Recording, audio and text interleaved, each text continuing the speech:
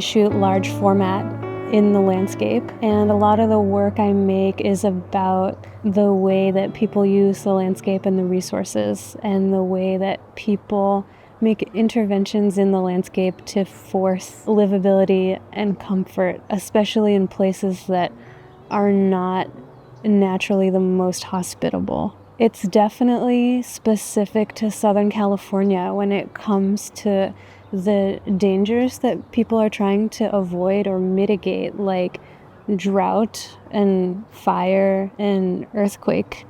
You can kind of see what people are afraid of in the way that they treat the landscape, the way that people will sort of do like fireproof landscaping around their homes, or when people will do a seismic retrofit of their home, and in the ways that we try to like control and move water into a place that naturally doesn't have great source of water. Like you can see it in these sort of like collective massive infrastructure projects that bring water to LA, that bring power to LA. And so sometimes I'm looking at these, like, I think of them as group projects where it's like, this is like a civic undertaking or like a massive undertaking to like build something that will like bring what we need to Los Angeles. And sometimes I see these things, these sort of like signs or markers, and I'm so amazed and I feel this like wonder and gratitude. And other times I'm so almost incredulous at if I see something that feels like a display of greed or exclusion, because sometimes people have these incredible private oases in Los Angeles, and you can kind of get a peek over the fence at this like Garden of Eden that exists where you're not allowed to go. And so sometimes I'll see ingenuity and love and creativity in these interventions and modifications, but other times I'm seeing these structures of permission and control that sort of say like, this is my rectangle and I'm doing my own thing in here, and everyone on the outside of this rectangle can just get screwed. I don't care what happens to you. And the hills kind of like allow seeing deep into space. Like a lot of the work I'm making lately is on and around hills in Los Angeles, because I love how the elevated vantage point can kind of give you this sort of like deep open space, like up, down, and in, and it can like afford these glimpses into people's lives that you normally wouldn't get when you're just like at ground level or if you're driving. I'm like interested in looking at other people's lives and seeing what they do with their space, seeing evidence of their decision making, and seeing what matters to them in the way that they kind of tend what's theirs, like their home, their garden, their yard.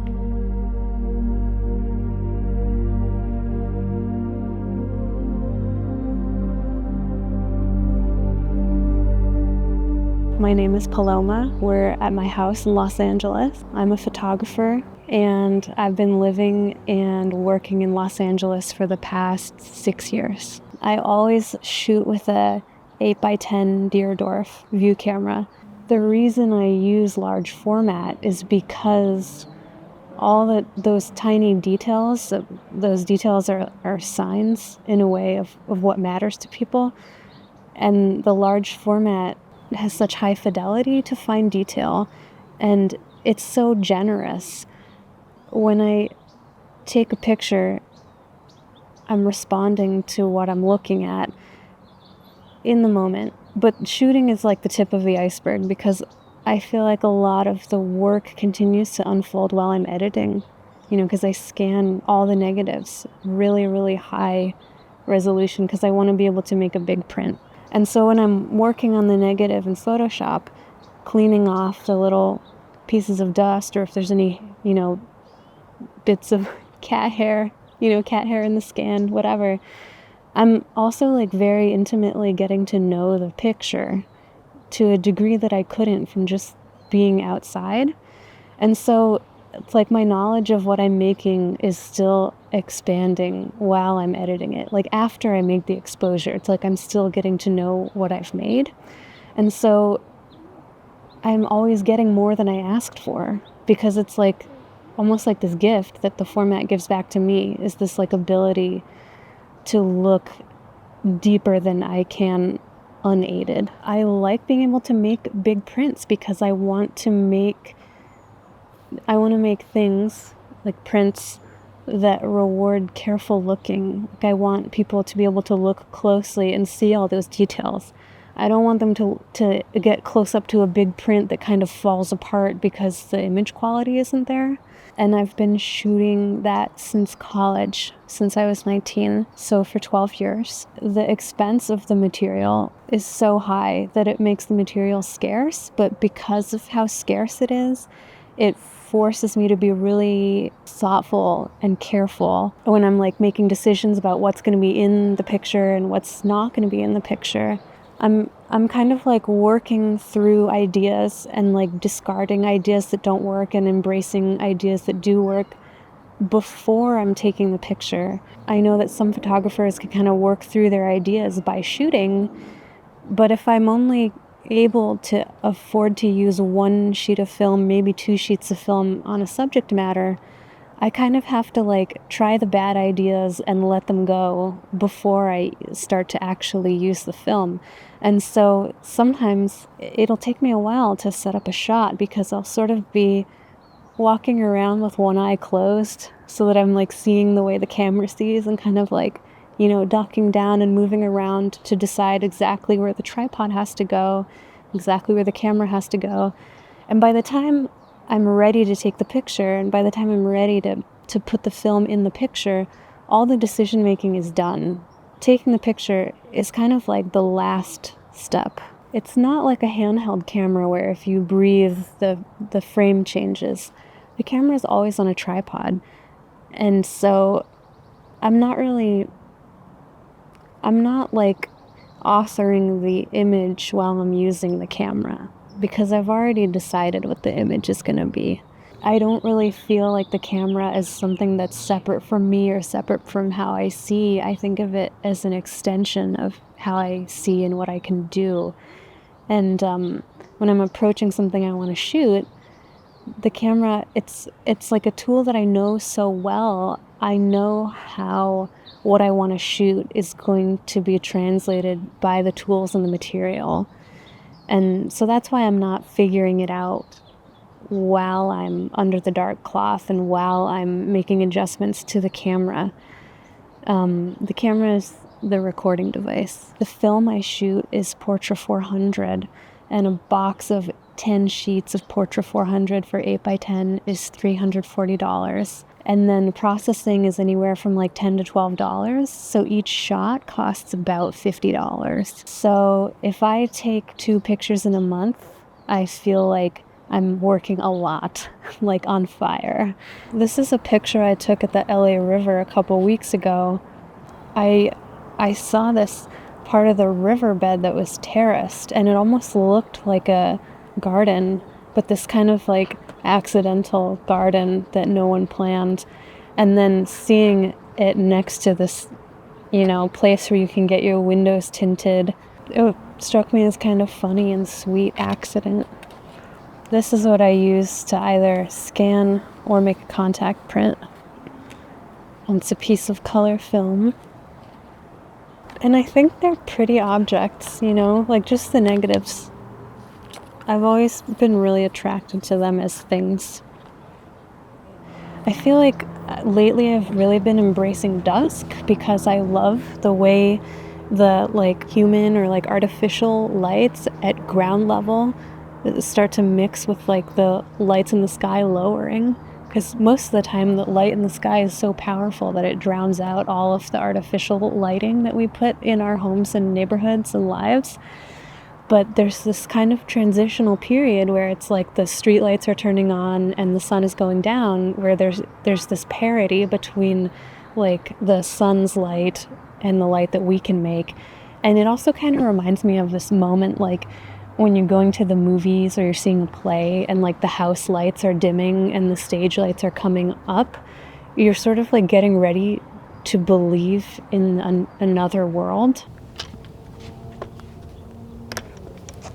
So this is one of my favorite places to shoot. I've been shooting here for 6 years, like once a year, because I feel like sometimes I come and everything's all lush and growing. Sometimes I come and it's totally barren. It's like the same place, but it's a different landscape. One of my teachers used to always call this camera the most manual camera because the lens is not in it. You know, you can't, it's not just like ready to go and you take it out of the camera bag. You have to like assemble it. Sometimes like I like to have another person with me so that if someone comes up because they want to talk about the camera or ask what I'm doing, then my friend or assistant can kind of run interference for me so I can focus on what I'm doing. You know, photography is a time-sensitive thing, even if you're a really slow worker like myself. I know why people want to talk about this thing in public. I don't blame them for it. The next thing I do once I have the camera body on the tripod is I put in the lens. So this is my favorite lens. It's a 240, so it's kind of wide. But sometimes the shutter sticks. So I'm just gonna test it a little. Okay. It sounds like it's not sticking today, which is good. We'll see. But yeah, this is my favorite.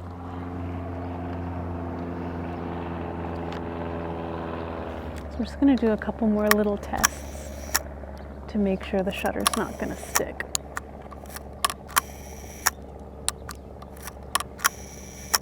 Yeah, that's good, okay.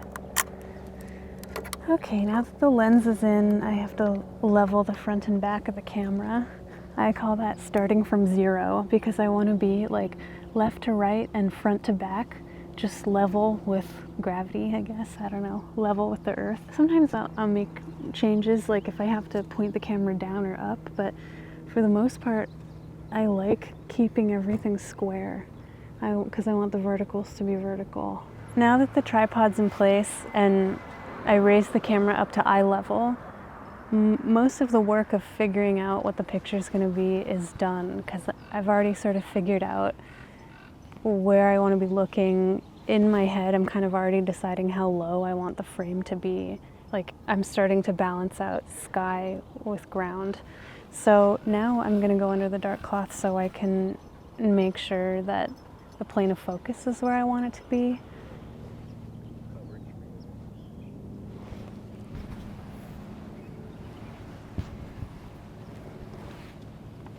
So I feel pretty good about this. It's like the focus is where I want it to be, the frame is where I want it to be.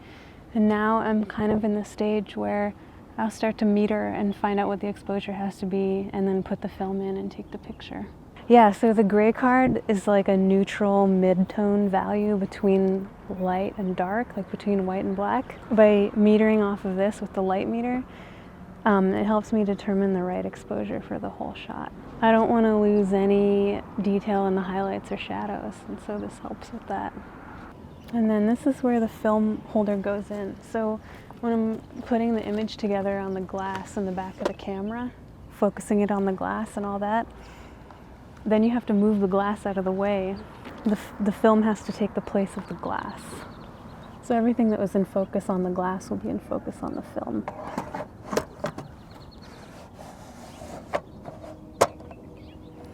And I take out the dark slide.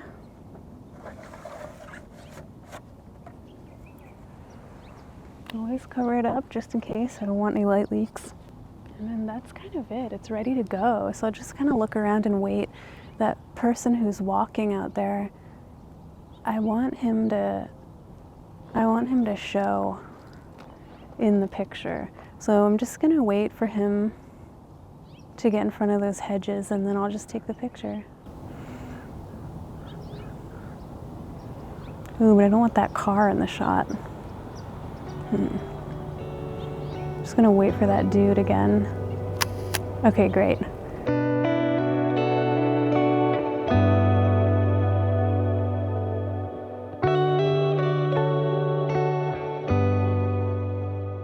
Even though there are no figures in most of my photographs, I would say that all the photos are about people because they're about what people make and do, and it's kind of like the traces that we make, or like the evidence of people is there, even if the figures are not literally also there.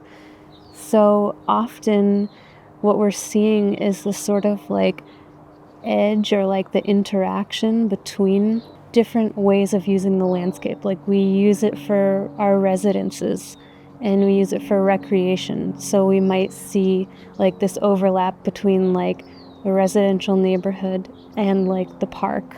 And I also think a lot about how, we'll have like our residences, our places of work, the places where we go buy stuff, recreation, where we go have fun. And then we also have this kind of like managed nature, which is a kind of like a recreation space, but like places where people like to hike, but they're hiking on these like very well cared for dirt trails. And you know that if you twist your ankle, you're not going to be that far from help, but you're like outside in nature, but it's this like very digestible nature. And I'm often looking for the places where those different uses of the landscape meet, and you can kind of see the contrast in scale and purpose, because I am always fascinated in the ways that people kind of divide up the landscape and use the landscape.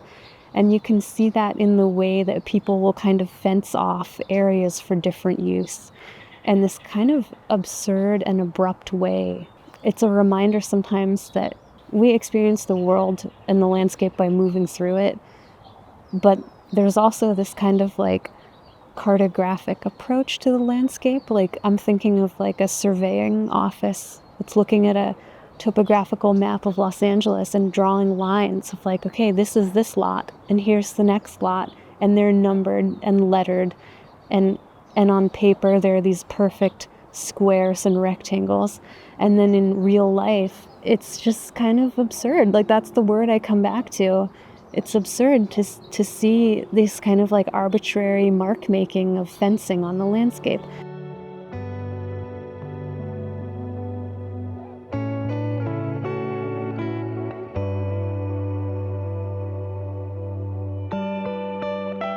If you'd like to see more of Paloma's work, I will have her website linked down below. Finally, to wrap it up, I'd like to give a thank you to the sponsor of this channel for making this production possible, which is Squarespace. Squarespace is an incredible all-in-one website building platform that you can use to build your photography portfolio online. Their customizable templates and online customer support make it incredibly easy to get a website up and running with your photography. They also have an incredibly intuitive e-commerce platform that I've used personally to sell my books and prints online. If that sounds like something you're interested in, you can hit the link in my description for a 14-day free trial of Squarespace. And when you're ready to launch, go to squarespace.com/Willem for 10% off your first purchase of a website or a domain.